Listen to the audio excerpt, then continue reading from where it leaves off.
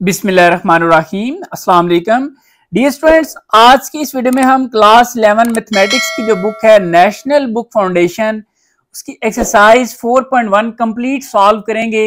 यानी कि इस एक्सरसाइज के अंदर जितने भी क्वेश्चन हैं सारे के सारे इसी वीडियो के अंदर सॉल्व किए जाएंगे। लेकिन डियर स्टूडेंट्स, स्टार्ट करने से पहले आपको ये चीज बता दूं कि आपकी आसानी के लिए मैंने डिस्क्रिप्शन के अंदर टाइम कोड दे दिया है। अब टाइम कोड का मतलब यह है कि हर क्वेश्चन के सामने उसका टाइम लिखा हुआ है। आप जिस भी क्वेश्चन को समझना चाहते हैं सिंपली उस क्वेश्चन के सामने लिखे हुए टाइम पे क्लिक करेंगे तो वो क्वेश्चन आपका स्टार्ट हो जाएगा, देन उसको आप आसानी से समझ सकते हैं। और दूसरी बात, आपकी आसानी के लिए मैंने डिस्क्रिप्शन के अंदर एक प्लेलिस्ट दे दी है। उस प्लेलिस्ट के अंदर आज तक जितने भी चैप्टर्स और एक्सरसाइजेज अपलोड हो चुकी हैं वो सारी की सारी उसमें मौजूद हैं। आप जिस भी चैप्टर को, जिस भी एक्सरसाइज को समझना चाहते हैं, आप सिंपली उस प्लेलिस्ट से उस एक्सरसाइज को समझ सकते हैं। बाकी जी, बगैर टाइम जाया किए हम अपनी एक्सरसाइज 4.1 को स्टार्ट करते हैं। लेकिन स्टार्ट करने से पहले आपसे ये रिक्वेस्ट है कि आप फजल एकेडमी को लाजमी सब्सक्राइब कीजिएगा और साथ बेल आइकन पर भी प्रेस करें ताकि इस तरह की वीडियोस आपको मिलती रहें।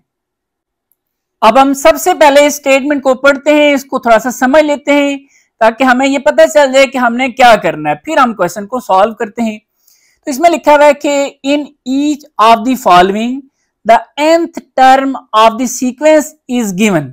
यहां पर हम दो बातों को अंडरस्टैंड कर लेते हैं कि सीक्वेंस क्या होता है और nth टर्म क्या होती है। ठीक है जी, तो मैं यहां पर कुछ नंबर लिखता हूं, लेट्स सपोज जस्ट फॉर आपको समझाने के लिए कि ये मैंने लिखा जी 4, 7, उसके बाद 10, ठीक है, 13 और अप टू सो ऑन, आगे ये नंबर चलते जाएंगे। तो ये एक सीक्वेंस है। ठीक है, देखिए 4 के बाद अब इसमें अगर आप 3 ऐड करें तो 7 आ जाता है, 7 में फिर 3 ऐड करें तो 10, 10 में फिर 3 ऐड करें तो 13, तो इस तरह फिर 13 में फिर 3 ऐड करें तो नेक्स्ट टर्म आ जाएगी। तो ये एक सीक्वेंस है, एक तरतीब है। ठीक है, इसको कहते हैं सीक्वेंस। अब उसने कहा जी कि nth टर्म, ठीक है, आपको जितने भी क्वेश्चन दिए गए आपको ये एक nth टर्म दी गई है। nth टर्म कहते हैं एक जर्नल टर्म, यानी कि अगर मैं लेट्स सपोज n की जगह यहां पर 1 पुट करता हूं तो यहां से इस सीक्वेंस की पहली टर्म आ जाएगी। अगर मैं यहां पर 2 पुट करता हूं, लेट्स सपोज हम 1 पुट करके चेक कर लेते हैं, मैं 1 पुट करता हूं, देखें 3 1 ज़र 3 और 1 4 आ जाएगा। फिर इसमें मैं अगर 2 पुट करता हूं तो 3 2 ज़र 6 और 6 + 1 7। तो यानी कि हर सीक्वेंस की एक जर्नल टर्म, ठीक है, nth टर्म आपको दी हुई है। ठीक है, अब आपको वो ये कहते हैं कि अच्छा इस nth टर्म से आप बाकी सारी यानी कि इस तरह टर्म्स फाइंड कर सकते हैं, सीक्वेंस फाइंड कर सकते हैं। अब आपसे वो ये कह रहा है कि in each case find the first 4 terms. देखिए यही आपको टारगेट दिया गया है कि इस nth टर्म की मदद से आपने पहली 4 टर्म्स फाइंड करनी है। ठीक है, फर्स्ट 4 का मतलब है जैसे ये फर्स्ट टर्म है, ये सेकंड है, ये थर्ड और ये फोर्थ।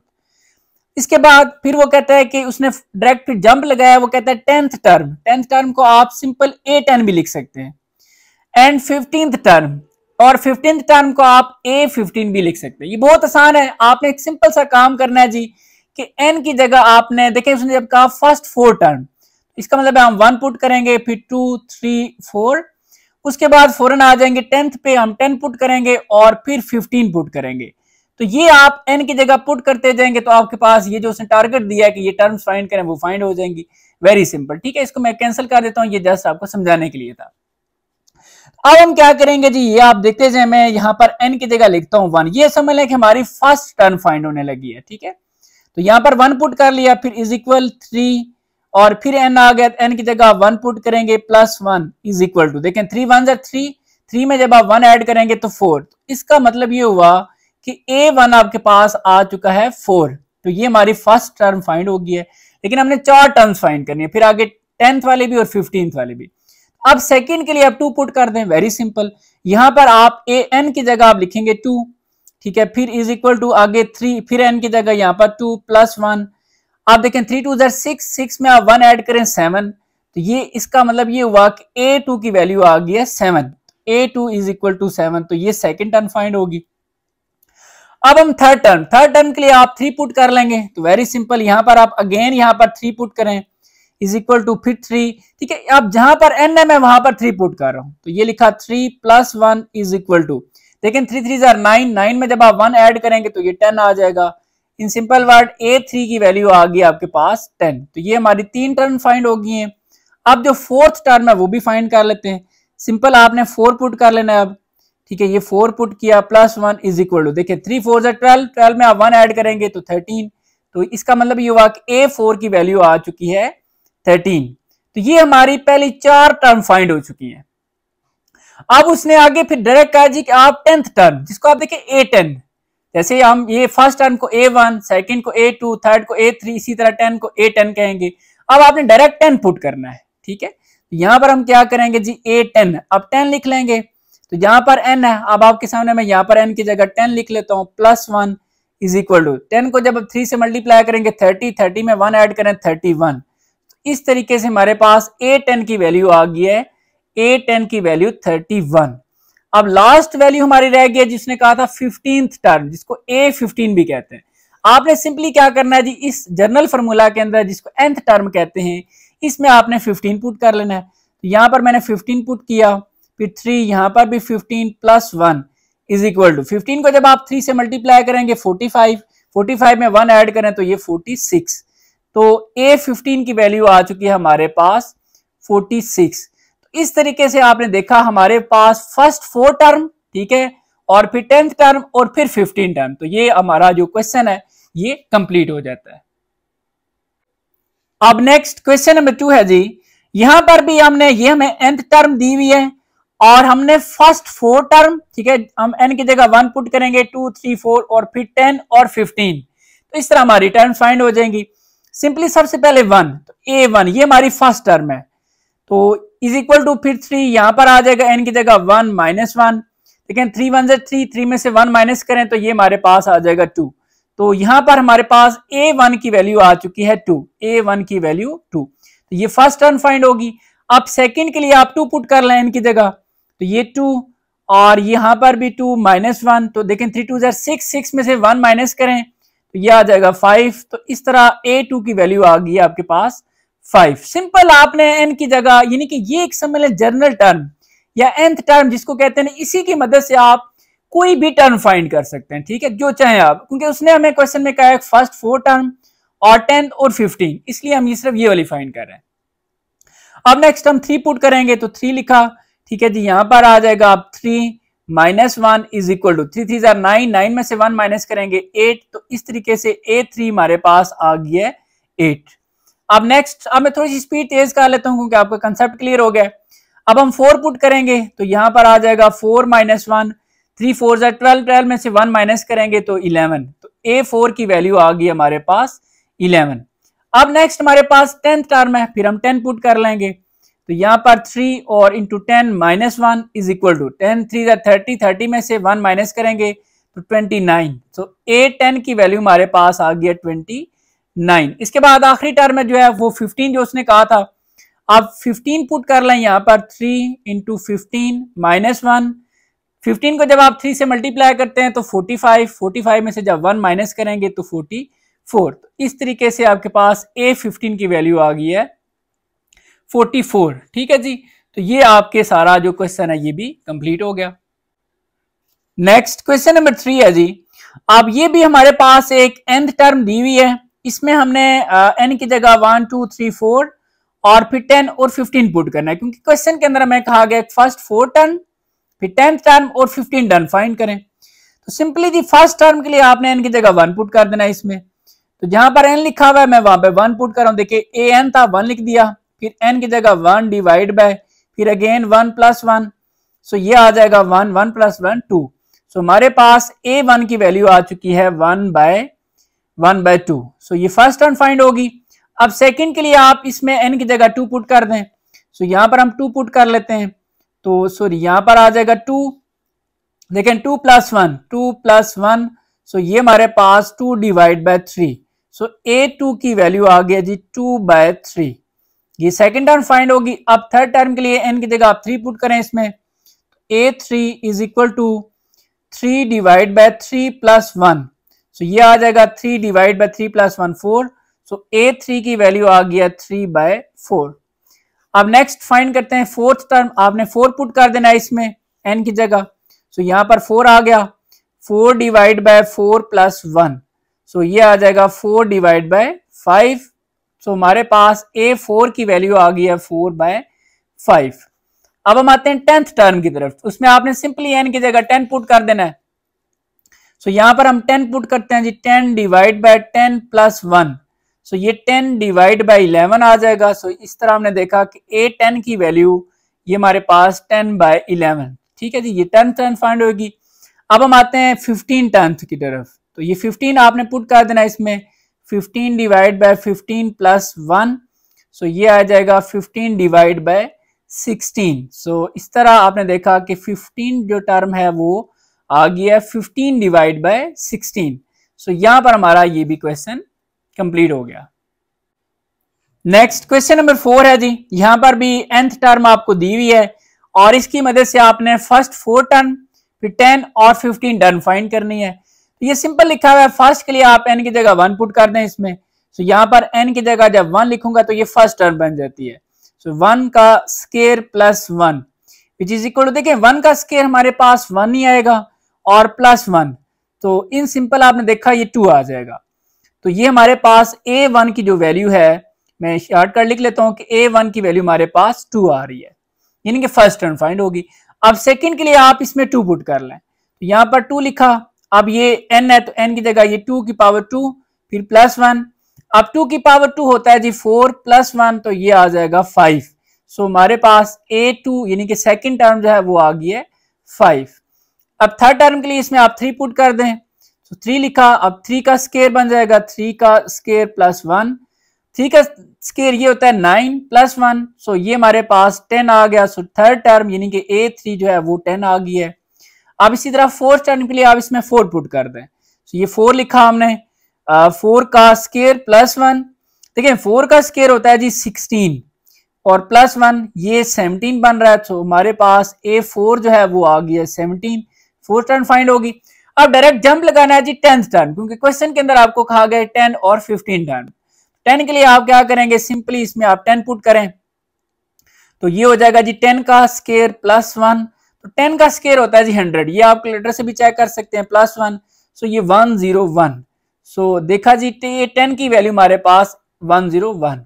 अब लास्ट जो है वो 15 टर्म है, तो 15 पुट करेंगे, तो 15 का स्केयर प्लस 1, 15 का स्केयर, तो ये आप कैलकुलेटर पे देखें, 15 का स्केयर 225 होता है, प्लस 1 करेंगे इसमें तो ये 226 बन जाएगा। सो हमारे पास a15 की जो वैल्यू है वो आ गया है 226। सो ये जो हमारे टर्म्स रिक्वायर्ड थी वो हमने फाइंड कर ली है। नेक्स्ट क्वेश्चन नंबर 5 है और ये हमें nth टर्म गिवन है, इसी की मदद से हमने फर्स्ट 4 टर्म फिर 10 और 15 टर्म फाइंड करनी है। सबसे पहले फर्स्ट टर्म के लिए आप इसमें n की जगह 1 पुट करेंगे, तो ये फर्स्ट टर्म बन जाती है, देखें n है तो मैंने 1 लिख दिया, अब फिर n है तो n यानी कि 1 का स्केयर फिर माइनस 2n, तो n की जगह अगेन 1, इसको आपने थोड़ा सा सिंपल करना है। देखिए 1 का स्केयर 1 की कोई भी पावर हो आंसर 1 नहीं आता है, माइनस 2 1 ज़र ये 2, तो 1 माइनस 2 ये आ जाएगा माइनस 1। सो यहां पर आपने देखा कि a1 की जो वैल्यू है a1 की वैल्यू माइनस 1 आ गया, तो ये फर्स्ट टर्म फाइंड होगी। अब सेकंड के लिए आप इसमें n की जगह 2 पुट करेंगे, सो ये मैं आपके सामने 2 पुट कर रहा हूं और ये हो जाएगा 2 का स्केयर माइनस 2 फिर n है यहाँ पर फिर अगेन 2, अब 2 का स्केयर तो ये 4 माइनस 2 2 ज़र ये भी 4, 4 माइनस 4 करेंगे तो ये आ जाएगा 0। तो सेकंड टर्म a2 की वैल्यू आ गया 0, a2 की वैल्यू 0, ये सेकंड टर्म फाइंड होगी। अब थर्ड के लिए आप 3 पुट कर दें, इसमें 3 पुट करते हैं तो 3 का स्केयर माइनस 2 और ये 3, तो देखें 3 का स्केयर 9 माइनस 3 2 ज़र 6, 9 माइनस 6 करेंगे तो ये आ जाएगा 3। सो a3 की वैल्यू हमारे पास आ गई है 3। अब फोर्थ टर्म के लिए आप 4 पुट कर लें इसमें, ठीक है n की जगह, तो यहां पर 4 पुट किया और 4 का स्केयर माइनस 2 और अगेन यहां पर 4, देखें 4 का स्केयर होता है 16 माइनस 4 2 ज़र 8, तो 16 माइनस 8 करेंगे तो ये 8 आ जाएगा। सो a4 की वैल्यू 8 आ गई है। अब इसके बाद आपने 10th टर्म फाइंड करनी है, तो सिंपली आप इसमें 10 पुट कर दें n की जगह, तो ये 10 लिखा और फिर 10 का स्केयर माइनस अगेन यहां पर आ जाएगा 10, तो 10 का स्केयर होता है जी 100 माइनस 10 टू द 20, तो 100 में से आप 20 माइनस करेंगे तो 80। सो इस तरीके से a10 की वैल्यू हमारे पास आ गई है 80। अब लास्ट टर्म जो है वो 15th टर्म है, तो इसमें आपने 15 पुट कर लेना है, तो 15 का स्क्वायर माइनस 2 इंटू फिर आ जाएगा 15। अब 15 का स्क्वायर आपके पास आएगा 225, ठीक है, आप कैलकुलेटर से चेक कर लें। और 15 को जब आप 2 से मल्टीप्लाई करेंगे तो ये आ जाएगा 30। आप 225 में से 30 माइनस करें तो ये आता है जी 195। सो इस तरीके से हमारे पास A15 की वैल्यू 195, तो A15 की वैल्यू 195। तो ये जो हमें टर्म्स रिक्वायर्ड थी वो सारी की सारी हमने फाइंड कर ली हैं और फिर ये क्वेश्चन कंप्लीट हो जाता है। नेक्स्ट क्वेश्चन नंबर 6 है जी, और ये एक nth टर्म है, इसी की मदद से हमने फर्स्ट 4 टर्म फिर 10th और 15 टर्म फाइंड करनी है। वेरी सिंपल जी, देखें फर्स्ट टर्म फाइंड करने के लिए आप n की जगह 1 पुट कर दें, इसमें n की जगह 1 पुट करें। सो an, ये देखें an की जगह 1 लिख दिया, फिर अगेन 1 का स्क्वायर माइनस 1 डिवाइड बाय, फिर ये आ जाएगा 1 का स्क्वायर प्लस 1। इसको आपने थोड़ा सा सॉल्व करना है, ठीक है, ये सही लिखना है आपने। देखिए 1 का स्क्वायर कुछ भी हो, 1 की कोई भी पावर हो, आंसर 1 आता है। 1 माइनस 1 डिवाइड बाय अगेन यहाँ पर 1 प्लस 1, तो 1 माइनस 1 0, तो ये सारे का सारा टर्म जो है वो क्या हो जाएगी, ये 0 हो जाएगी, ठीक है। और ये आ जाएगा 2, तो जब भी 0 ऊपर हो तो वो सारा 0 हो जाता है। तो इसका मतलब ये हुआ कि A1 की वैल्यू आ चुकी है हमारे पास 0। आप थोड़ा सा शॉर्टकट कर सकते हैं, यहां से डायरेक्ट करना चाहें तभी ठीक है, क्योंकि मैं आपको समझा रहा हूं तो इसलिए मैं कोशिश कर रहा हूं सारे स्टेप्स कंप्लीट कर रहा हूं। अब हम सेकंड टर्म के लिए इसमें n की जगह 2 पुट कर लेंगे। सो यहां पर मैंने लिखा जी 2, और फिर ये आ जाएगा 2 का स्क्वायर माइनस 1 डिवाइड बाय, फिर अगेन 2 का स्क्वायर प्लस 1। देखिए 2 का स्क्वायर 4 माइनस 1, फिर ये 2 का स्क्वायर 4 प्लस 1, 4 माइनस 1 ये हो जाएगा 3, और 4 प्लस 1 ये हो जाएगा 5, 3/5। तो हमने देखा जी कि A2 की वैल्यू हमारे पास बन रही है 3/5। सेकेंड टर्म फाइंड होगी। अब थर्ड टर्म के लिए आप 3 पुट कर दें इसमें n की जगह। सो ये लिखा जी 3, फिर 3 का स्क्वायर माइनस 1 डिवाइड बाय 3 का स्क्वायर प्लस 1। तो 3 का स्क्वायर होता है 9 माइनस 1, तो ये आ जाएगा 9 प्लस 1, और 9 माइनस 1 होता है 8, और 9 प्लस 1 ये होता है 10। अब देखें ये मजीद सिंपल हो सकता है, इसको आपने सिंपल करना है। अगर आपके पास कैलकुलेटर है तो वो तो डायरेक्ट हल हो जाएगा, नहीं तो देखें 2 4 8 2 5 10, तो ये 4/5। इन सिंपल वर्ड A3 की वैल्यू आपके पास आ जाएगी 4/5। अब फोर्थ टर्म के लिए आपने इसमें n की जगह 4 पुट करना है, तो ये 4 पुट कर लेते हैं। 4 का स्क्वायर माइनस 1, और इसी तरह 4 का स्क्वायर प्लस 1। 4 का स्क्वायर 16 माइनस 1, 16 प्लस 1 हो जाएगा। 16 माइनस 1 ये 15 डिवाइड बाय ये आ जाएगा 17। तो ये मजीद डिवाइड नहीं हो सकता, सो A4 की वैल्यू हमारे पास 15 डिवाइड बाय 17। अब फोर्थ टर्म के बाद फिर 10th टर्म, यानी कि 10 पुट करना है अब आपने। A10, सो 10 का स्क्वायर माइनस 1 डिवाइड बाय 10 का स्क्वायर प्लस 1। तो देखें 10 का स्क्वायर होता है 100 माइनस 1 और 100 प्लस 1, तो 100 माइनस 1 99, और 100 प्लस 1 ये आ जाएगा 101। इसको आप चेक कर लें, अगर ये मजीद डिवाइड होता है तो कर लें, नहीं तो आपके पास ये A10 की वैल्यू आ जाएगी 99 डिवाइड बाय 101। अब इसके बाद नेक्स्ट हमारे पास आ जाती है जी 15th टर्म। अब आप 15 पुट करेंगे, 15 का स्क्वायर माइनस 1 डिवाइड बाय 15 का स्क्वायर प्लस 1। तो 15 का स्क्वायर ये होता है 225 माइनस 1, फिर 15 का स्क्वायर 225 प्लस 1। इसमें से आप माइनस करेंगे तो ये 224 डिवाइड बाय 226। इसको आपने सिंपल करना है जी, तो ये सिंपल होके आपके पास आ जाएगा 112 डिवाइड बाय 113। इसको मैं आपको कैलकुलेटर से बता देता हूं कि ये कैसे वैल्यूज आ रही हैं। आपने सिंपली जी कैलकुलेटर के ऊपर लिखना है, देखें 224 डिवाइड बाय 224 डिवाइड बाय 226, तो ये आपके पास ना आंसर आ जाएगा 112 डिवाइड बाय 113। इस तरीके से आप शॉर्टकट थोड़ा सा ये कर सकते हैं, ठीक है। तो इस तरह हमारे पास A15 की वैल्यू आ गई है 112 डिवाइड बाय 113, ठीक है जी। तो ये पार्ट भी हमारा कंप्लीट हो गया। नेक्स्ट क्वेश्चन नंबर 7 है, और ये एक nth टर्म दी हुई है, इसकी मदद से हमने फर्स्ट 4 टर्म 10 और 15 टर्म फाइंड करनी, ये मैं क्वेश्चन के अंदर कहा गया था, ठीक है।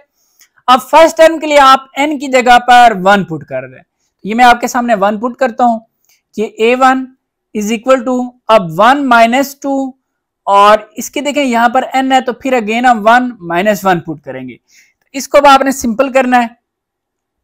देखिए -1/2 इसी तरह आ जाएगा, 1 माइनस 1 ये 0। यहां पर ये चीज आपने याद रखनी है कि कुछ भी हो, चाहे -1/2 है, चाहे 3 है, चाहे 12 है, कुछ भी कोई भी नंबर है, अगर उसकी पावर 0 है तो ये हमेशा 1 के इक्वल होता है।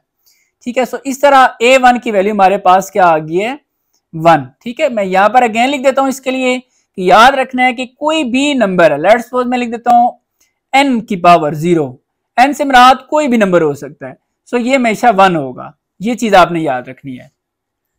अब आप सेकंड टर्म के लिए 2 पुट कर दें इसके अंदर, तो यहां पर हम लिखते हैं जी 2 और फिर -1/2 और अगेन 2 माइनस 1, फिर क्या हो जाएगा 2 माइनस 1, तो -1/2। देखें 2 माइनस 1 ये 1 होता है, तो किसी भी नंबर की पावर अगर 1 हो तो वो नंबर खुद ही होता है। ठीक है, इसमें कोई चेंजिंग नहीं आती, सो ये -1/2 आ जाएगा। सो इस तरह a2 की वैल्यू हमारे पास आ गई है -1/2। अब थर्ड टर्म के लिए आपने 3 पुट कर देना इसके अंदर, सो यहां पर हम लिखते हैं 3 -1/2 और ये 3 माइनस 1 और -1/2 फिर 3 माइनस 1 ये हो जाएगा 2। अब यहां पर आपने एक चीज देखनी है जी कि अब हमारे पास ये जो पावर है ये पावर इवन नंबर है, तो जब भी अगर पावर इवन हो जैसे 2, 4, 6, 8, 10 इस तरह इवन नंबर हो और अगर इसके अंदर जो इस पावर के अंदर माइनस का साइन हो तो ये प्लस हो जाता है। अब आप सोच रहे होंगे कैसे प्लस हो जाता है, देखिए पावर 2 का मतलब है कि ये माइनस 2 दफा होगा, तो माइनस और माइनस ये प्लस हो जाता है, माइनस माइनस प्लस हो जाता है, इसलिए ये प्लस हो जाएगा। और फिर ये पावर 1 पे आएगी तो 1 की पावर 2 तो 1 ही आता है, और फिर ये पावर जब 2 पे आएगी तो 2 की पावर 2 ये आ जाएगा 4। तो इस तरीके से आपने देखा ये पावर इन 3 चीजों पे अप्लाई हुई, साइन पे, इस 1 पे और 2 पे। सो ये फाइनल आंसर आ गया। सो इस तरह हमने देखा कि a3 की वैल्यू 1/4 आ गई है। अब फोर्थ टर्म के लिए आपने 4 पुट कर लेना इसमें, a4 is equal to -1/2, 4 minus 1 और -1/2 और ये पावर आ जाएगी 3। आप देखें पावर ऑड नंबर है, ऑड नंबर कौन से होते हैं, ऑड नंबर होते हैं जी 1, 3, 5, 7, 9 इस तरह के। तो जब भी ऑड नंबर होगा तो ये माइनस चेंज नहीं होगा, माइनस माइनस ही रहेगा। ठीक है, और ये पावर जब 1 पे आएगी तो 1 की पावर 3, 1 की कोई भी पावर 1 आता है, फिर ये जब 2 पे आएगी तो 2 की पावर 3 ये 8 होता है।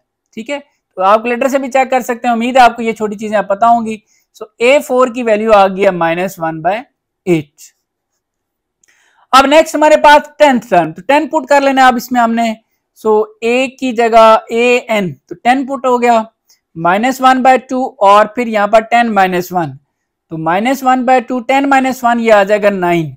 अब 9 भी एक ऑड नंबर है, जब ऑड नंबर है तो माइनस माइनस ही रहेगा, 1 की पावर 9 ये 1 आ जाएगा और 2 की पावर 9 ये आपने कैलकुलेटर से चेक करना है। तो ये मैं मेरे पास कैलकुलेटर मौजूद है तो मैं चेक कर लेता हूँ। देखें 2 की पावर 2 लिखा और पावर यहां से लिखते हैं ये। ठीक है, जब ये बटन आप प्रेस करेंगे तो देखें वो पावर का साइन बन गया। अब आप कोई भी नंबर लिख सकते हैं, हमारे पास 9 है तो 9 लिखा।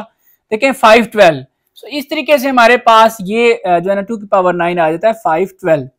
सो ये फाइनल हमारे पास सिंपल a10 की वैल्यू आ गई है -1/512।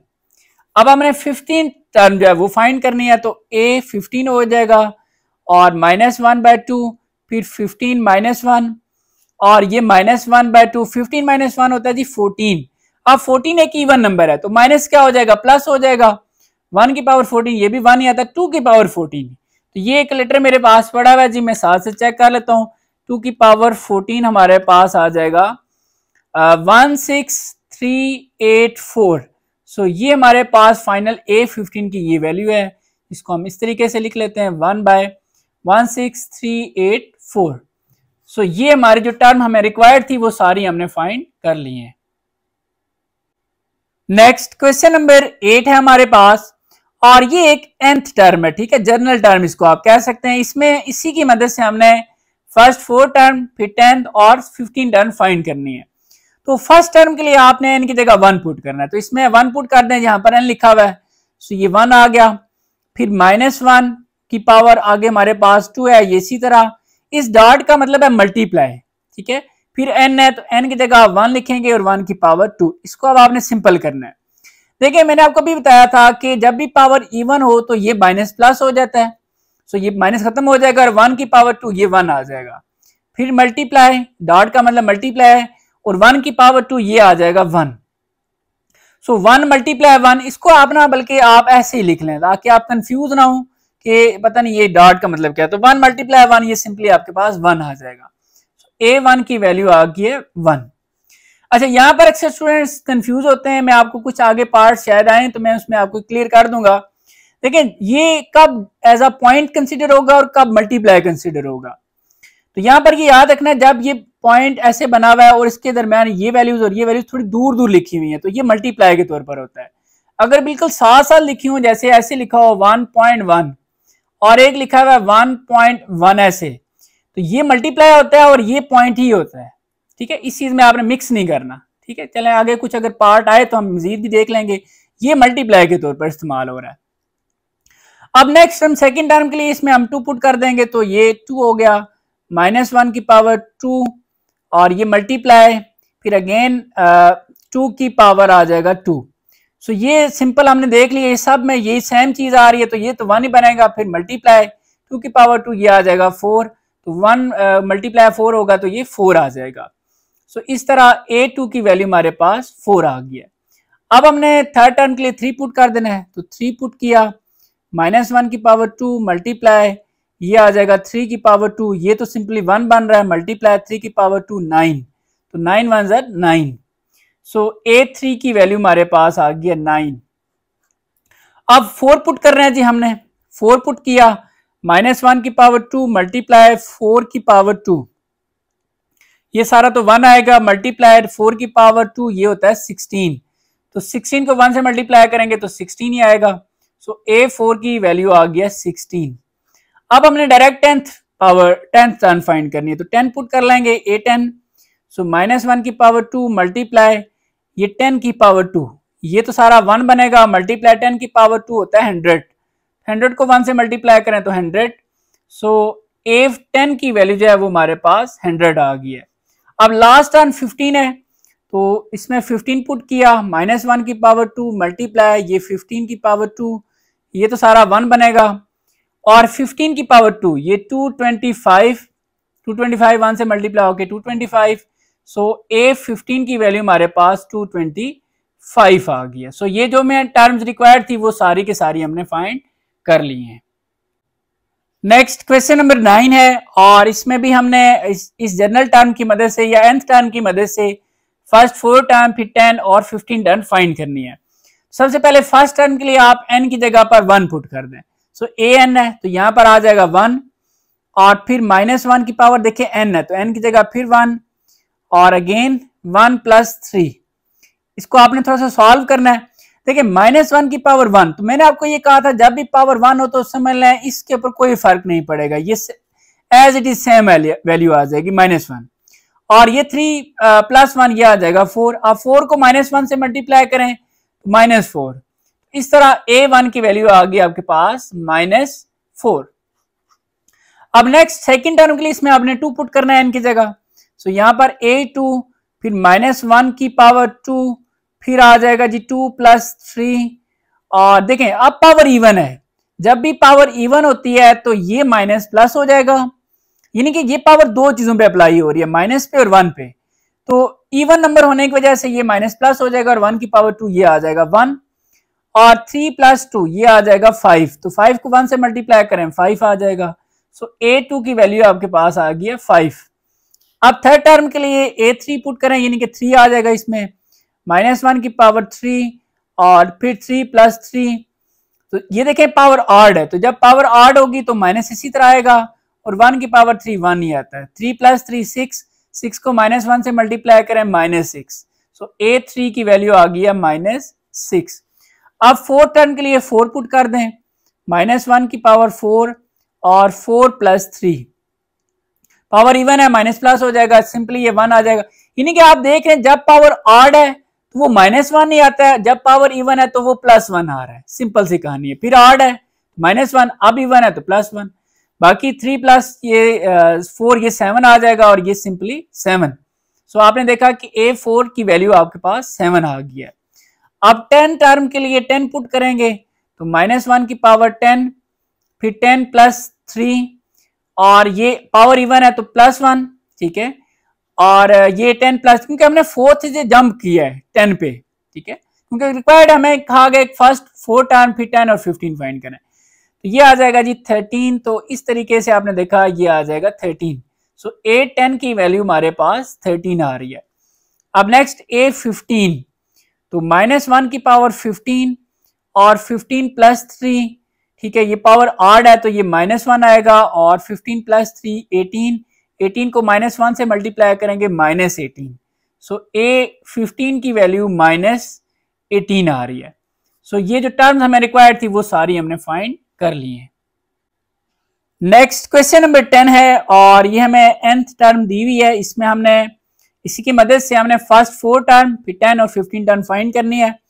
सबसे पहले फर्स्ट टर्म के लिए आप n की जगह 1 पुट कर दें, इसमें 1 पुट करें। सो an है तो ये 1 हो जाएगा। आप पहले डायरेक्ट शॉर्टकट ना करें, आप थोड़ा सा पहले 1 पुट कर लें, ठीक है। तो देखें -1, मैं जहां पर n लिखा होगा वहां पे 1 पुट कर रहा हूं, 1 + 1 और अगेन 3, फिर n है तो यहां पर भी 1 -5। जब छोटी ब्रैकेट भी यूज की, स्मॉल ब्रैकेट, तो फिर मैंने स्क्वायर ब्रैकेट, इसको कहते हैं स्क्वायर ब्रैकेट, वो यूज कर ली। अब इसको आप सॉल्व करें, एक केस ये है और एक केस ये है। देखें इसको भी आप लिख लें -1 की पावर, देखें 1 + 1 ये 2, और इसको अगर आप डायरेक्ट सॉल्व कर लें सारा बेशक, देखें 3 1 = 3 और 3 - 5 ये -2 आ जाएगा। अगर आपको ऐसे समझ नहीं आ रहा तो आप बेशक लिख लें इसको 3 1 = 3 -5 ऐसे। अब थोड़ा सा स्टेप एक्स्ट्रा हो जाते हैं, बाकी इसमें कोई फर्क नहीं है। अब देखिए पावर इवन है तो ये माइनस खत्म हो जाएगा, 1 की पावर 2 ये 1 हो गया और 3 - 5 ये आ जाएगा -2। सो फाइनल आपके पास जो है वो -2 आंसर आ रहा है। सो A1 की वैल्यू आपके पास -2, यहाँ पर एंड पे आप लिख लें कि A1 जो है वो -2 आ गया। अब देखें ये मैंने कुछ एक्स्ट्रा स्टेप किए जस्ट आपको समझाने के लिए। आपको अगर समझ आ जाती है तो इससे आप डायरेक्ट इस स्टेप पे और फिर इस स्टेप पे आ सकते हैं, इसमें कोई इतनी इश्यू वाली बात नहीं है। फिर नेक्स्ट आपके पास सेकंड टर्म के लिए आप 2 पुट करेंगे तो -1 पावर, अब यहाँ पर 2 + 1 फिर अगेन 3 और यहाँ पर 2 -5, इसको आप सॉल्व करें तो देखें जी -1 की पावर 2 + 1 ये हो जाएगा 3।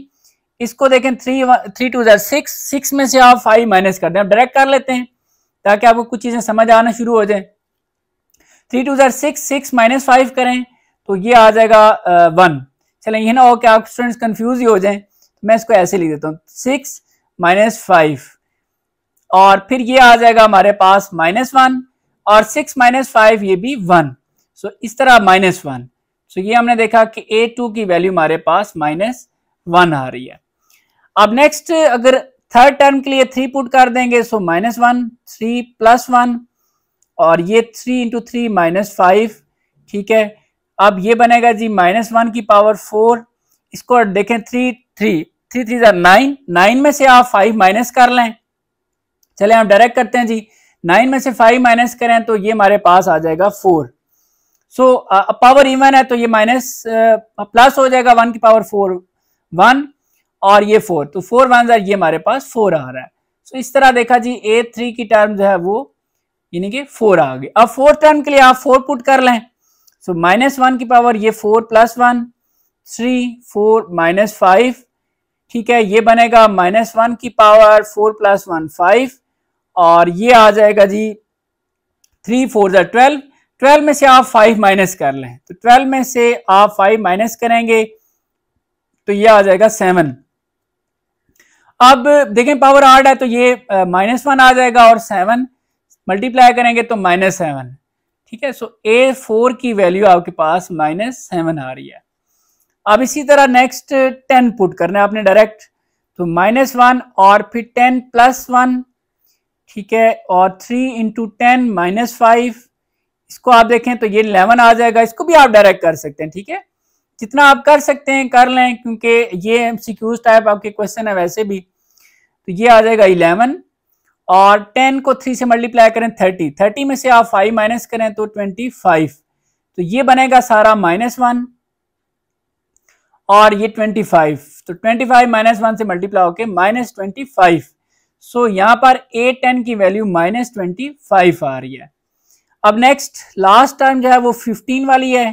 सो -1 और यहाँ पर 15 + 1 फिर 3 यहाँ पर 15 -5 देखें ये बनेगा -1 की पावर 16 और 15 को 3 से मल्टीप्लाई करें 45, 45 में से 5 माइनस कर दें 40, ठीक है। ये पावर इवन है तो ये +1 हो जाएगा और ये 40, तो ये सिंपली 40। तो यहां पर आपने देखा कि A15 की जो वैल्यू है वो आ रही है 40।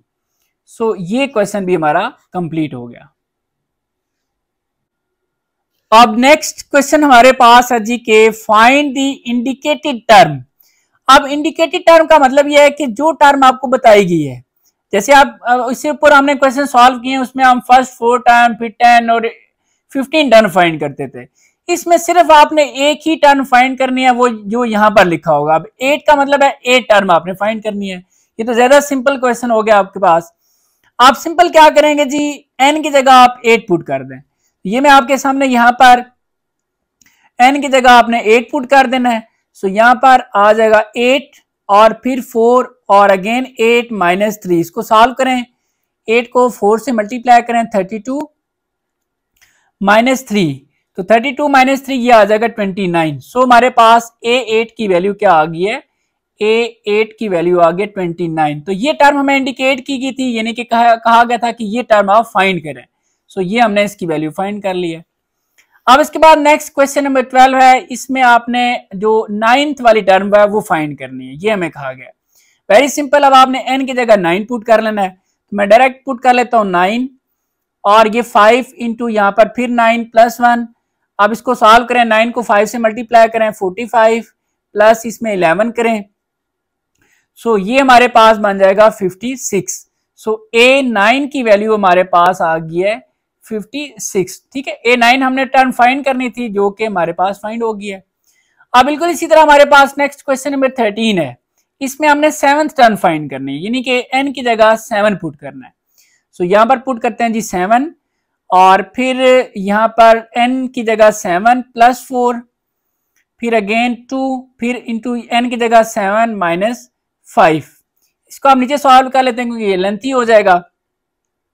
देखिए 3 को आप 7 को मल्टीप्लाई करें 3 से 21 +4, आप डायरेक्ट भी कर सकते हैं, कोई इशू नहीं है। 7 2 14 -5 और ये हमारे पास आ जाएगा जी 25 और ये आ जाएगा 9, ठीक है। 14 -5 9, इन दोनों को आप मल्टीप्लाई करें तो ये मैं चेक कर लेता हूँ जी कैलकुलेटर से, तो ये बन रहा है जी 225, ठीक है जी। आपने 25 को मल्टीप्लाई करना है 9 से 225। सो ये A7 जो टर्म आपको कही गई थी वो फाइंड आपने कर लिया है। नेक्स्ट क्वेश्चन नंबर 14 है जी, इसको आपने थोड़ा सा अच्छे से समझना है जी। देखिए आपने इसमें टोटल टर्म है वो फाइंड करनी है, तो n की जगह आप 12 पुट कर लें। तो ये मैं आपके सामने यहाँ पर पुट करता हूँ जी 12 और फिर -1 और यहाँ पर 12 -1। अच्छा, यहाँ पर अक्सर स्टूडेंट कंफ्यूज होते हैं कि सर ये जो डॉट है ये मल्टीप्लाई का है या ये पॉइंट है। तो मैंने आपको ये एक्सप्लेन किया था कि अगर ये लिखा हो ऐसे 3.4, ठीक है, और अगर एक ऐसे लिखा हो 3.4, तो ये जो करीब लिखे होते हैं पॉइंट के साथ ये एज अ पॉइंट ही होता है। और अगर इस तरह का पॉइंट हो और ये दोनों वैल्यूज दूर दूर थोड़ी सी लिखी हो तो ये मल्टीप्लाई के तौर पर यूज होता है। सो अभी जो हमारे पास ये केस है ये 3.4 है, ठीक है। सो ये पॉइंट के तौर पर इस्तेमाल होगा। सो ये चीज आपने याद रखनी है। सो अब हम करें क्या करेंगे 3.4 और n की जगह पे हम क्या लिख रहे हैं 12 फिर -17.3, ये भी पॉइंट है। और इसको अब हम थोड़ा सा सॉल्व करके देखते हैं क्या आंसर आता है। -1 की पावर 12 -1 ये हो जाएगा 11। अब 12 को आप 3.4 से मल्टीप्लाई करें, तो ये मैं मल्टीप्लाई कर लेता हूं, ये मेरे पास आ रहा है जी 40.8 -17.3।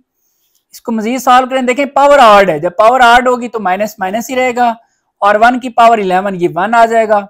40.8 में से 17.3 माइनस करें तो ये आ रहा है जी 23.5 और अब इसको -1 से मल्टीप्लाई करेंगे तो -23.5। सो ये जो टर्म थी जो मैं इंडिकेट की गई थी A12 वो हमने फाइंड कर लिया। ठीक हो गया जी। नेक्स्ट क्वेश्चन नंबर 15 है जी हमारे पास, और इसमें हमने जो 22 वाली टर्म है वो फाइंड करनी है। 22 पुट करना है n की जगह पर। सो n की जगह पे 22 फिर 4 और फिर n है तो ये 22 की पावर हो जाएगी 2 फिर अगेन 11 इंटू 22 प्लस 31। ठीक है, जहां पर n था वहां पर मैंने 22 लिख लिया। अब इसको सॉल्व करते हैं थोड़ा सा। तो 22 की पावर 2, तो ये अगर चेक किया जाए 22 की पावर 2, ये तो हमारे पास होता है जी 484। 22 को 11 से मल्टीप्लाई करें तो ये 242 प्लस 31। तो इस दोनों नंबर्स को मल्टीप्लाई करें तो ये मैं चेक कर लेता हूं, ये मेरे पास आ रहा है जी 1936। ठीक है आप, अच्छा ये एक चीज बता दूं जी आप स्टूडेंट्स, ये जो कैलकुलेटर है आप कोशिश करें इस तरह का कैलकुलेटर ले लें, FX 9N1ES plus scientific calculator, तो ये जरा बेहतर रहता है आपके लिए। ठीक है, बाकी आप कोई भी यूज कर रहे हैं आप कर सकते हैं। इन दोनों को ऐड करें तो ये 273। अब इन दोनों को डायरेक्ट आप मल्टीप्लाई करें, ये मैं मल्टीप्लाई कर लेता हूं, तो ये आ रहा है जी 5285 और ये 28। सो ये हमारे पास 822। सो ये टर्म जो है वो फाइंड हो गई है। नेक्स्ट क्वेश्चन नंबर 16 है और इसमें हमने 20 पुट करना है जी n की जगह। तो यहां पर n, तो ये आ जाएगा 20, फिर अगेन जो है वो 1 प्लस 1 डिवाइड बाय n की जगह 20 और इसका आ जाएगा स्क्वायर। इसको आपने सॉल्व करना है, मुख्तलिफ तरीके हैं। अगर आप कैलकुलेटर से हल करते हैं तो फिर तो आप 1 प्लस 1/20 लिखें तो डायरेक्ट आपके पास आंसर आ जाएगा। ये मैं आपके सामने कर भी देता हूं, लेकिन मैं आपको एलसीएम मेरा बताऊंगा ताकि जिसके पास कैलकुलेटर नहीं है वो भी कर सके। देखिए 1 प्लस, अब मैं लिखता हूं 1/20। सो इससे आप ये बटन प्रेस कर लें तो 1, अब ये नीचे आ जाए डिवाइड बाय 20। ये देखें पूरा का पूरा जैसे लिखा हुआ है वैसा मैंने लिख दिया है। इसको इक्वल करेंगे तो ये आपके पास 21 डिवाइड बाय 20 आ रहा है। सो इसकी जगह आप 21 डिवाइड बाय 20 लिख के डायरेक्ट कर सकते हैं। लेकिन चलें अगर हम एलसीएम करें ऐसे तो इसका एलसीएम बनेगा 20। अब 1 का टेबल 20 पे 20 टाइम, तो 20 को आप 1 से मल्टीप्लाई करें तो 20 आता है, फिर 20 का 20 पे 1 टाइम जाता है, तो 1 को 1 से मल्टीप्लाई करें 1। ठीक है, क्रॉस मल्टीप्लाई भी कर सकते हैं, लेकिन कभी कभार ये ट्रिक होती है, ये नहीं चलती, इसलिए मैं आपको प्रॉपर जो प्रोसीजर है वही बता रहा हूँ। बाकी इसको आप देखें तो ये देखें जो हमने कैलकुलेटर से डायरेक्ट फाइंड किया था वही चीज आ रही है। अगर कैलकुलेटर है तो आप फिर ये स्टेप स्किप भी कर सकते हैं। अब 21 का जब आप स्क्वायर लेंगे तो ये 441 और 20 का जब स्क्वायर लेंगे तो ये 400। सो ये आपके पास ए जो 20 टर्म है वो फाइंड हो गई है। अब नेक्स्ट क्वेश्चन नंबर 17 है जी। अब हम इसमें n की जगह पर क्या पुट करेंगे 43। सो यहां पर आपके सामने मैं ये 43 लिख देता हूं, फिर लॉग और 10 की पावर n है तो n की जगह हम 43 लिख रहे हैं। अच्छा यहां पर आपने एक चीज याद रखनी है कि जब भी लॉग है और किसी नंबर की कोई पावर है वो शुरू में आ जाती है, तो 43 को आप लिखेंगे यहाँ पे स्टार्ट में और फिर लॉग ऑफ 10। ठीक है, यहां पर बता देता हूं लेट्स सपोज लॉग है और लॉग के आगे कोई वैल्यू कर लेते हैं जी m और m की कोई पावर कर लेते हैं n। तो जब भी कोई पावर हो किसी नंबर की और उसके साथ लॉग लगा हुआ है तो फिर ये जो पावर है इससे अगला स्टेप आप इस पावर को ऐसे शुरू में लिख सकते हैं लॉग ऑफ m। ये बात आपने याद रखनी है। ठीक है, तो ये लॉगरिथम का एक लॉ है। अब आप क्या करेंगे 43 लॉग 10, ये तो आप कैलकुलेटर से भी चेक कर सकते हैं, नहीं तो आप ये तो जुबानी याद रखें कि लॉग जो 10 होता है वो 1 के इक्वल होता है। ठीक है, ये भी आपको बता देता हूं कि log 10 जो है वो इक्वल होता है 1, नहीं तो आपको नहीं कर याद तो आप कैलकुलेटर से भी देख लें, तो ये आ जाएगा 43। ठीक है जी, तो 43 जो टर्म है वो 43 ही आंसर आ रहा है। सो ये कंप्लीट हो गया।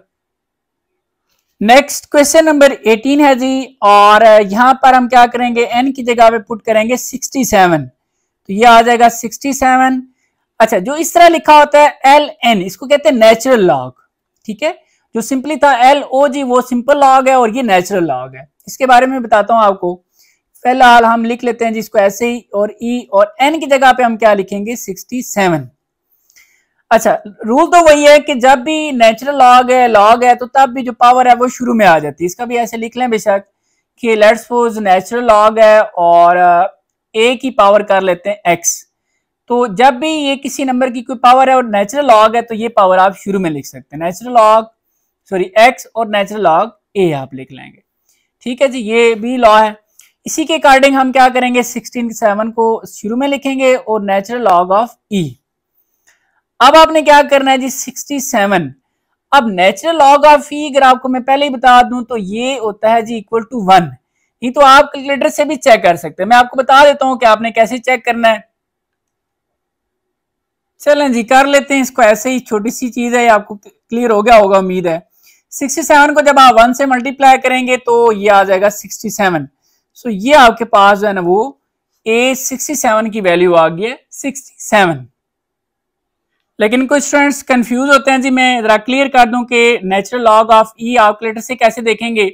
देखिए ये बटन है नेचुरल लॉग का, अब ई का बटन जो है वो आपको यहां पर मिलेगा, ये छोटा सा लिखा हुआ ई।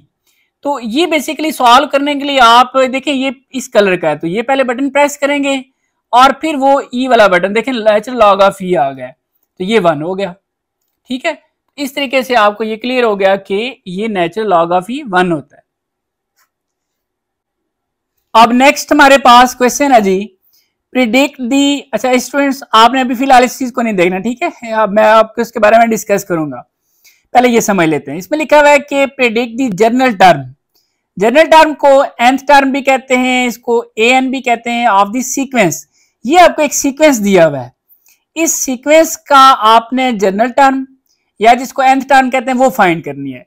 अच्छा इससे पहले हमने जितने भी क्वेश्चन किए हमें क्या जनरल टर्म गिवन होती थी या nth टर्म, उसकी मदद से हमने फर्स्ट 4 टर्म और 10 और 15 टर्म फाइंड किए, यानी कि जनरल टर्म हमें गिवन थी, हम सीक्वेंस फाइंड करते थे। अब हमें सीक्वेंस गिवन है और हमने जनरल टर्म फाइंड करनी है, यानी कि उसका ऑपोजिट हो गया। पहली बात तो ये होगी। अच्छा अब दूसरी बात ये है कि मैं यहां पर आपको 2 मेथड सिखाऊंगा, ठीक है, क्योंकि अभी आप स्टार्टिंग में, तो अभी जो एक मेथड होगा फार्मूलाज की मदद से और एक होगा डायरेक्ट शॉर्टकट।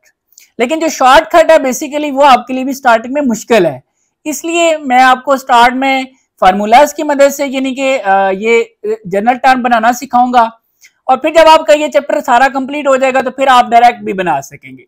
ठीक है जी, सो इसलिए हम सबसे पहले क्या करते हैं, यहां पर लिख लेते हैं फर्स्ट मेथड, अभी आपको ये इजी लगेगा, ठीक है, और सेकंड मेथड जो है वो आपको मुश्किल लगेगा।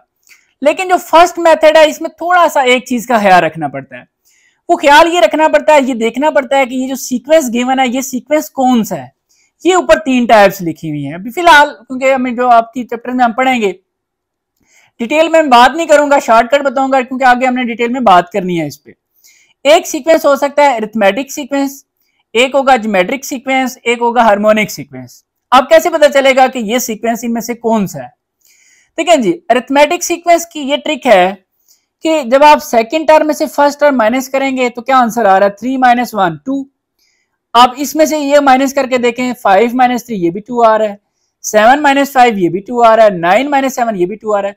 तो इसको कहते हैं कॉमन डिफरेंस, कोई सी 2 कंसेक्टिव टर्म का तो वो सेम आए, उस सीक्वेंस को कहते हैं अरिथमेटिक सीक्वेंस। तो ये ट्रिक होगी, इसका आगे जाके कुछ आगे क्वेश्चन आएंगे वो मैं उसमें ये फिर आपको एक्सप्लेन करूंगा। तो आपने पहला काम ये करना है कि आपने देखना है कि सीक्वेंस कौन सा है, क्योंकि अगर ये सीक्वेंस है तो ये फॉर्मूला लगेगा और अगर ये सीक्वेंस है तो ये लगेगा।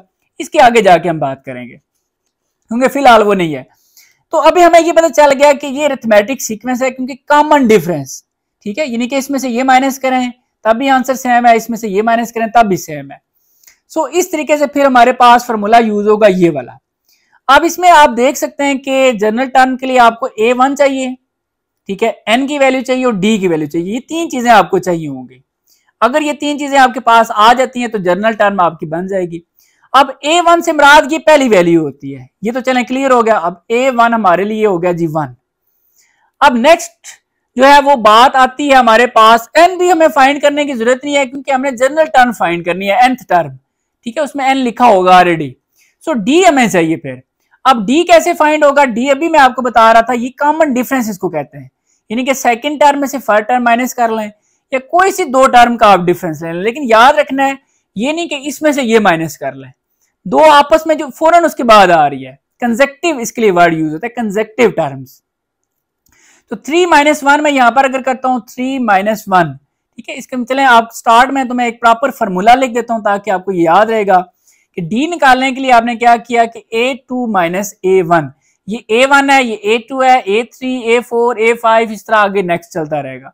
सो A2 की वैल्यू हमारे पास है 3 माइनस और A1 की वैल्यू हमारे पास है 1, 3 - 1 ये हमारे पास आ जाएगा 2, ठीक है जी। सो ये डी की वैल्यू आ गई हमारे पास। अब हमारे पास ये अरिथमेटिक सीक्वेंस का एक जनरल फार्मूला है, अब इसको लिख लेते हैं। A N is equal to A one plus N minus one D. अब इसमें ये वैल्यूज पुट करें तो जनरल टर्म बन जाएगी। अब ए वन की जगह आप क्या लिखेंगे जी, वन, ठीक है। तो यहां पर आप लिखें वन, फिर प्लस एन माइनस वन, और डी की जगह आप क्या लिखेंगे, टू। इसको थोड़ा सा सॉल्व करें तो इंशाल्लाह आपके पास ये जनरल टर्म बन जाएगी। तो देखें वन प्लस, अब टू को आप एन से भी मल्टीप्लाई करें, वन से भी, टू एन से मल्टीप्लाई होके two n, minus two one से मल्टीप्लाई होके टू, तो ये वाला आप पहले लिख लें टू एन। अब देखें वन माइनस टू, तो ये आ जाएगा माइनस वन। तो ये आपके पास जी जनरल टर्म बन चुकी है, ठीक है। अब इसमें ये याद रखना है कि जो n है ये एक नेचुरल नंबर है, ठीक है। n नेचुरल नंबर है, मतलब ये है कि n की वैल्यू 1 2 3 4, ये इसमें अगर आप 1 पुट करें तो इसी सीक्वेंस का ये पहला नंबर आ जाएगा। बेशक आप ट्राई कर लें, देख लेते हैं जी, चलें देखें। इधर मैं 1 पुट करता हूं, 2 1 2, 2 फिर माइनस 1 करें 1 आ जाएगा। अब सेकंड टर्म हमारे पास 3 है, अब आप इसमें 2 पुट करें, तो अब 2 पुट करेंगे, 2 2 4, 4 माइनस 1 3, फिर हमारे पास नेक्स्ट टर्म 5 है, फिर इसमें अब हमारे पास तीसरी टर्म बेसिकली वो बन रही है, ठीक है। ये फर्स्ट टर्म है, ये सेकंड थर्ड फोर्थ, इस तरह, तो ये सीक्वेंस पूरा बन जाएगा। अब ये तो हो गया पूरा एक प्रोसीजर। अब हम आते हैं इस मेथड की तरफ कि डायरेक्ट आप जो है ना इसको देखकर ही फौरन बता सकें कि जी ये हमारे पास इसकी जनरल टर्म बन। लेकिन अभी क्योंकि स्टार्ट में आपके लिए ये मुश्किल होगा, ये आपके लिए आसान होगा, इसलिए मैंने आपको ये बता दिया। तो देखते हैं जी, सबसे पहली बात कि अगर आप इस पे थोड़ा सा गौर करें, देखिए ये 1 3 5 7 9, अब ये एक ऑड नंबर चल रहे हैं। अब 9 के बाद क्या आएगा जी, 9 के बाद 11, यानी कि 2 2 का डिफरेंस है। 1 के बाद 1 में 2 ऐड करें, फिर 3 3 में 2 ऐड करें, 5 5 में 2 ऐड करें, 7, तो ये 2 का डिफरेंस चल रहा है। तो मैं यहां पर लिख लेता हूं 2, ठीक है। बेशक आप साथ साथ इसको माइंड में रख लें, यही चीज बनेगी। 2 लिख लिया। अब 2 के साथ आपने चूंकि जनरल टर्म बनानी है तो n भी लिख लें। अब आप इसमें 1 पुट करके देखें क्या फर्स्ट टर्म आती है कि नहीं आती। 2 में यहां पर अगर मैं n की जगह 1 पुट करता हूं तो 1 2 1, ये तो 2 आ रहा है, तो फिर 1 कैसे बनेगा, 2 में से आप माइनस करेंगे 1 तो 1 बन जाएगा। फिर इसमें अगर आप 2 पुट करें, 2 2 4 4 माइनस 1, ये 3 भी आ रहा है, तो ये आपकी जनरल टर्म बन गई है। इसको आप an कह सकते हैं क्योंकि जनरल टर्म को an कहते हैं। सो ये आपने देखा, ये डायरेक्ट तो लिखा है लेकिन ये आपके लिए भी स्टार्टिंग में मुश्किल होगा, इसलिए मैंने आपको ये इजी वे बता दिया। अब हम आते हैं जी नेक्स्ट क्वेश्चन की तरफ। अब नेक्स्ट हमारे पास क्वेश्चन नंबर 20 है जी। इसमें लेट्स सपोज हमने सबसे पहले मैंने आपको बताया था कि अगर आप ये फर्स्ट मेथड में फार्मूलाज की मदद से हल करना चाहते हैं तो आपने सबसे पहले ये देखना है कि ये सीक्वेंस कौन सा है, ठीक है, कि ये सीक्वेंस जो है ये नंबर आगे कंटिन्यू है। तो इसके लिए मैंने आपको बताया था कि डी की वैल्यू, यानी कि आप इसमें से ये टर्म माइनस करें, ठीक है, इसको कहते हैं डी की कॉमन डिफरेंस है, ये डी है और ये समझ लें आर है। तो अब 9 में से अगर आप 3 माइनस करें तो ये आ जाएगा 6, लेकिन अगर आप 27 में से 9 माइनस करते हैं तो ये तो 6 तो नहीं आएगा। इसका मतलब यह है कि यहां पर जो कॉमन डिफरेंस है वो सबका डिफरेंट है, तो जब डिफरेंट है तो फिर वो अरिथमेटिक सीक्वेंस नहीं होगी। अरिथमेटिक सीक्वेंस में वो सबका सेम होता है, जैसे कि हमने इस क्वेश्चन में किया है। आप 3 में से 1 माइनस करें तब भी 2 आता है, 5 में से 3 माइनस करें तब भी 2 आता है, 7 में से 5 माइनस करें तब भी 2 आता है, तो ये सारे 2 आएगा। तो इसको बेसिकली डी कहा जाता है। तो डी की वैल्यू सेम होती है, तो वो होता है अरिथमेटिक सीक्वेंस। लेकिन अब ये अरिथमेटिक सीक्वेंस नहीं है क्योंकि सेम नहीं आ रहा, फिर ज्योमेट्रिक सीक्वेंस हो सकता है। अब ज्योमेट्रिक सीक्वेंस के लिए फिर क्या करना है, कैसे पता चलेगा। इसमें बेसिकली होता है आर, जैसे इसमें डी है और इसमें आर है। इसमें आर का मतलब यह है कि आपने सेकंड टर्म को फर्स्ट से डिवाइड करके देखना है, ठीक है, यानी कि आर की वैल्यू कैसे देखी जाती है बेसिकली। अब 9 को जब आप 3 से डिवाइड करेंगे तो ये आपके पास क्या आ जाएगा 3, लेकिन अगर आप 27 को 9 से डिवाइड करते हैं तो फिर भी 3 आएगा। 81 को 27 से डिवाइड करते हैं फिर भी 3 आएगा। इसको इससे डिवाइड करते हैं फिर भी। इसका मतलब है इसमें आर की वैल्यू जो है वो सेम आ रही है। अगर आर की वैल्यू सेम है, आर की वैल्यू बन रही है, तो वो ज्योमेट्रिक सीक्वेंस होता है। इससे ये पता चल गया कि ये ज्योमेट्रिक सीक्वेंस है और इसमें ये फार्मूला लगेगा। इसमें हमें आर चाहिए तो मैंने पहले ये फाइंड कर लिया। अब फार्मूला आपके सामने है, इसमें आपको a1 की वैल्यू चाहिए और r की वैल्यू चाहिए। a1 बड़ा आसान होता है, जो फर्स्ट टर्म होती है इसको कहते हैं a1 जो कि यहाँ पर 3 है, और दूसरी चीज आपको r चाहिए। r भी आपने देख लिया कि इस टर्म को इससे डिवाइड करना है। कोई सी दो कंसेक्टिव टर्म को आपस में डिवाइड करके देखें, वो वैल्यू आ जाएगी आपके पास। और सेम है, अगर सेम है तो फिर वो ज्योमेट्रिक सीक्वेंस होता है। अब फार्मूला लगा लें ज्योमेट्रिक सीक्वेंस का, A N is equal to A one R N minus one. So यहां पर ए वन की वैल्यू आपके पास है जी 3, ठीक है, और आर की वैल्यू आपके पास है अगेन 3 और एन माइनस वन आप इसी तरह लिख लें। अब इसको सॉल्व करने के मुख्तलिफ तरीके हैं। सबसे आसान तरीका यह है कि देखें यहां पर ये 3 है और ये भी 3 है, इधर 3 की पावर कुछ भी है तो आप 1 कह सकते हैं, इधर 3 की पावर है n माइनस वन।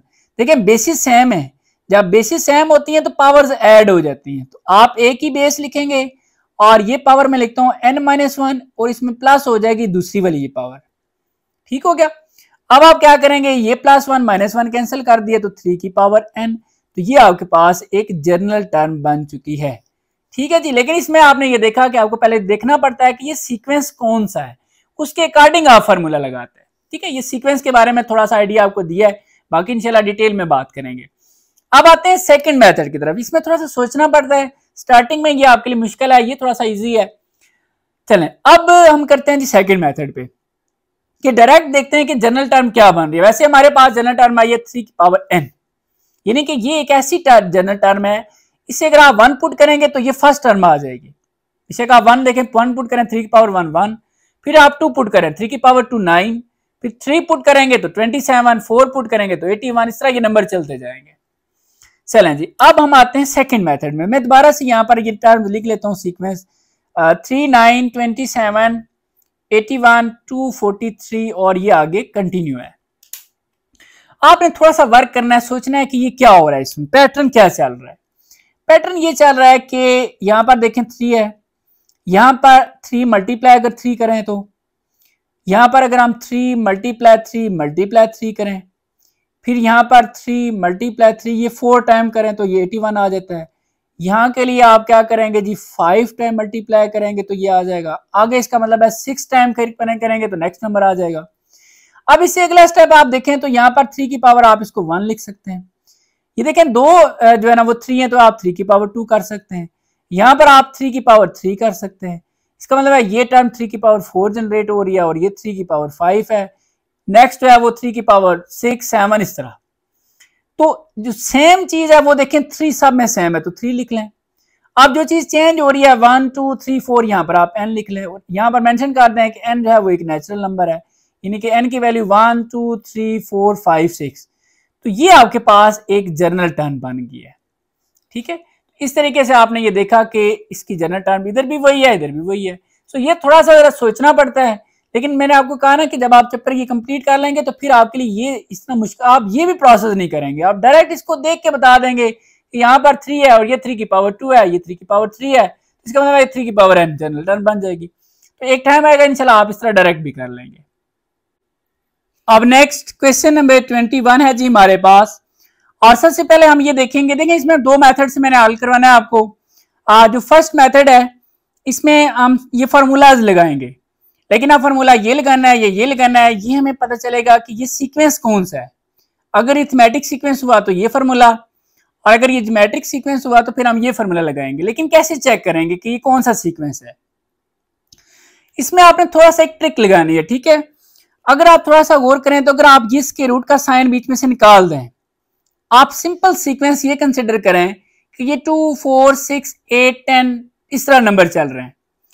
फिर अगर आप 4 में से, चले मैं सीक्वेंस को थोड़ा सा चेंज कर लेता हूं, लेट्स सपोज मैं सीक्वेंस को ऐसे लिख लेता हूं 2 4 6 8 10 और ये, अब आपको पता चल गया कि 12।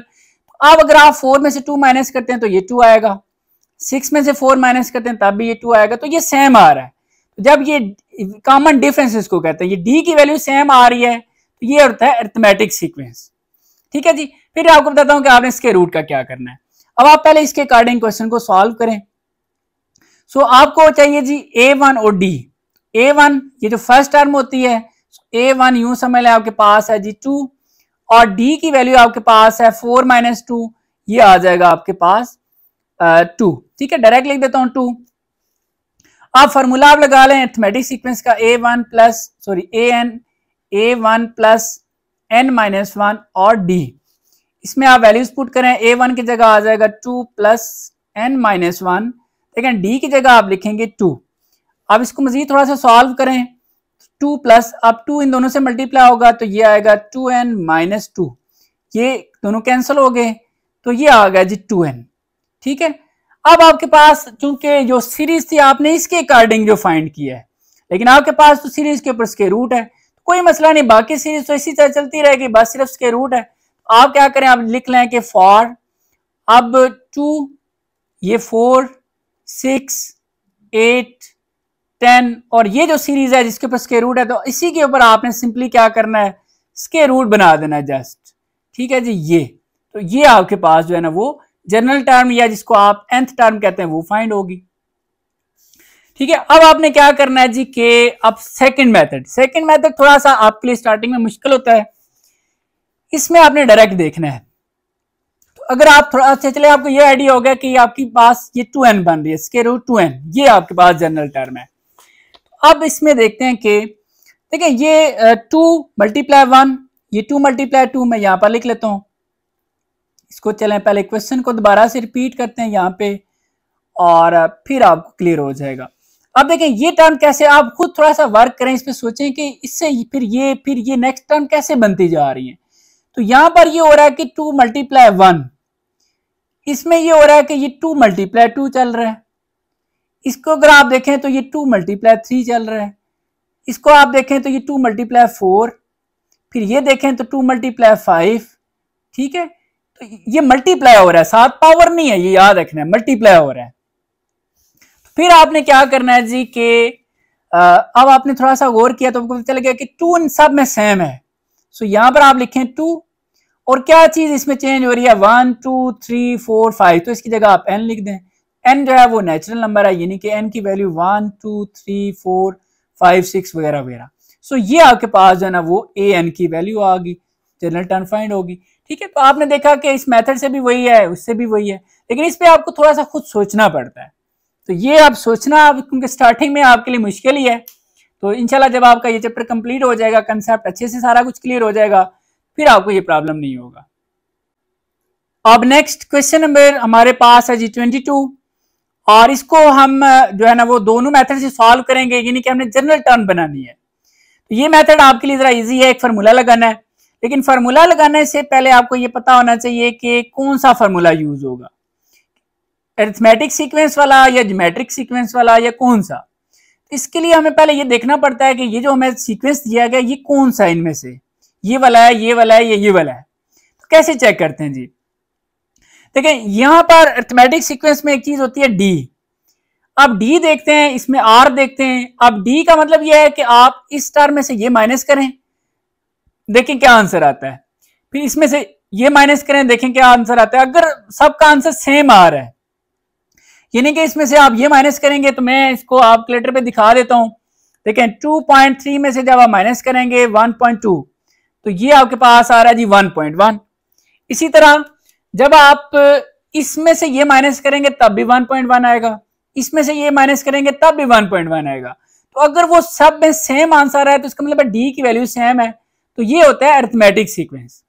और इसके लिए ये होता है कि आप इस टर्म को इससे डिवाइड करके देखें, फिर इसको इससे डिवाइड करके देखें, इसको इससे डिवाइड करके देखें, आंसर क्या आ रहे हैं। तो आंसर अगर सेम हो तो वो ये सीक्वेंस होती है, अगर डिफरेंट हो तो फिर वो ये नहीं होती। अब चूंकि हमने चेक कर लिया वो ये वाली सीक्वेंस मान लिया अरिथमेटिक सीक्वेंस, तो ये फॉर्मूला लगेगा। इसमें जस्ट अब आपको a1 और d की वैल्यू चाहिए। तो a1 जो है वो आपके पास बनेगा ये वाला, पहली टर्म होती है, और d की वैल्यू जो है वो जैसे भी बताया था कि इसमें से ये माइनस करें। सो 2.3 में से माइनस करेंगे 1.2, सो ये आएगा 1.1। अब फॉर्मूला लगा लें अरिथमेटिक सीक्वेंस का, an is equal to a1 plus n minus 1 d। सो a1 की वैल्यू 1.2, ठीक है जी 1.2, फिर प्लस n माइनस 1 d की वैल्यू क्या आ रही है 1.1। अब 1.1 को n के साथ मल्टीप्लाई करें तो ये 1.1n, फिर माइनस 1.1 से मल्टीप्लाई होके 1.1 आएगा। अब ये 1.1n इसमें से आप ये माइनस कर दें तो ये बनेगा जी 0.1। क्या आप कैलकुलेटर से देखें 1.2 माइनस 1.1 तो 0.1 आ जाएगा। तो ये आपके पास ही एक जनरल टर्म बन चुकी है। ठीक है, तो ये जरा इजी वे है। अब आपने खुद से इसको देखकर आइडिया लगाना है कि क्या ये बन रही है कि नहीं बन रही। अब हम वर्किंग करेंगे, यहां पर देखेंगे कि यही टर्म बनाएंगे। ठीक है, तो देखते हैं।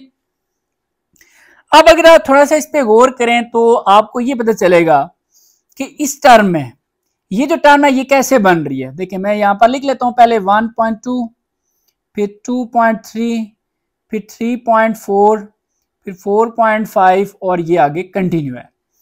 अब इससे ये टर्म कैसे बन रही है, फिर नेक्स्ट इसके बाद ये कैसे बन रही है, इस पे अब गौर करते हैं। तो इसमें अगर हम देखें तो 1.1, ठीक है, 1.1 में क्या चीज ऐड हो रही है जी, 0.1,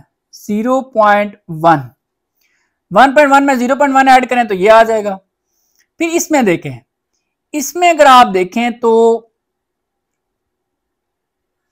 1.1 को आप अगर मल्टीप्लाई करें 2 से, यहां पर आप बेशक 1 से कह दें, यहां पर आप 2 से मल्टीप्लाई करें, फिर उसमें आप 0.1 ऐड करें तो ये बनता है 2.3। फिर इसमें अगर आप देखें तो 1.1 को अगर आप मल्टीप्लाई करें 3 से और उसमें फिर आप ऐड कर दें 0.1 तो ये टर्म आ जाएगी। फिर 1.1 को मल्टीप्लाई करें 4 से और उसमें फिर आप ऐड करें 0.1 तो ये टर्म आएगी। तो ये आपने थोड़ा सा सोचने वाला काम है।